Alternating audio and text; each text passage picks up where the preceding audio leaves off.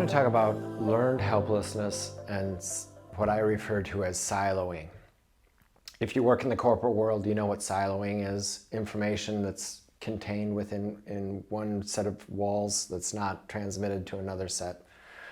For those of you from New York that don't know what a silo is, these are these big structures out in the Midwest that they rise high above the farm field where corn is kept in. I want to bring in siloing into the structure of a family. One of the most common things that we see, and a real characteristic of addiction, is our addicted person turns family members against their, I'll use their wife in this situation. So we've got the husband over here, we've got the wife. What's the husband doing? The husband is creating a barrier around his wife.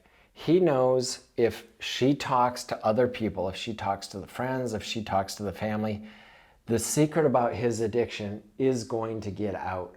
So he creates this structure where she's been told, don't talk to my parents, don't talk to this friend, don't talk to that friend.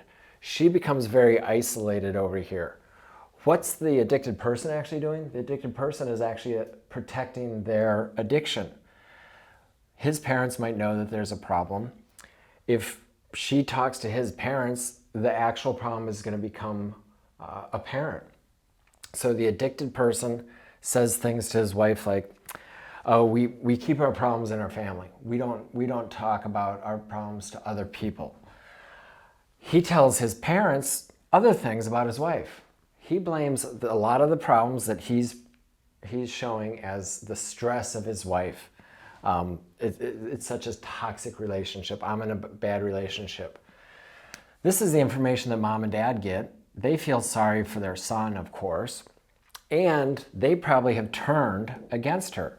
For years, he's been telling the story that she's the problem. They believe that. Supermom over here, I always call it, she's doing the best that she can. She's probably stressed out. She's raising 2 kids. She's keeping them on track. She also doesn't want to let this problem get out of the house. She might not be telling her parents about the problem. She might not be telling her friends about the problem over here. She's acting absolutely alone.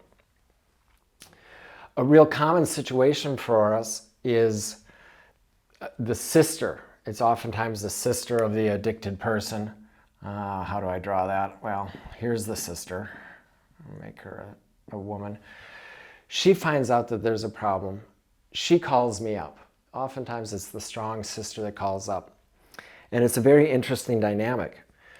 The sister is like, oh my gosh, there's a problem. She didn't know what it was. She's identified it. She wants to swing into high gear and get this problem figured out. When she presents this to her parents, they don't believe it. And when she talks to the supermom over here, the supermom has something that's called learned helplessness. She's been dealing with the addicted individual for so many years. When people call for an intervention, we're often 6 years, 15 years into this. She thinks that that's her life. She just has been dealing with a drunk husband on the couch. She knows how to navigate when she can talk to him, when he's going to be good, when he's going to be bad. But this problem is going on so long, she doesn't think that there's any way out of this.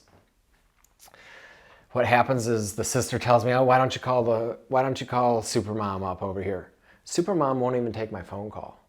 She is so accustomed to the situation that she's in, she doesn't think that anything can change.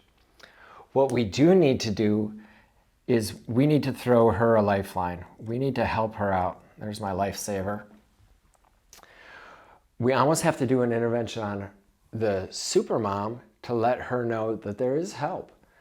Once we start bringing her in, educating her on all the things that we're talking about, we have to get mom and dad on board over here. We might be getting mom and dad aboard over here. We actually want supermom to have support, so we want her parents involved in this situation also. Our best way of doing this is getting everybody on a Zoom call, getting everybody together and sort of, I say, ripping the Band-Aid off. We have to address this problem. And what we have to do is we have to show Supermom that the Calvary is showing up. Everybody is showing up. We're going to help the addicted person out, but we also have to help her out. This is that other crisis.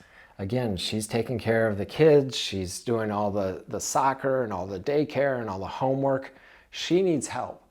So if we can bring the Calvary together, we can circle around, we can address what the actual problem is in this relationship, our addicted person over here, we can show up for her. That other crisis, we can help out. Family can help out with the kids. Family can help out with financial situations if they have to. Once we get this entire team together, Supermom is on board. She's thrilled that there's people helping out. Then we can address the addicted person.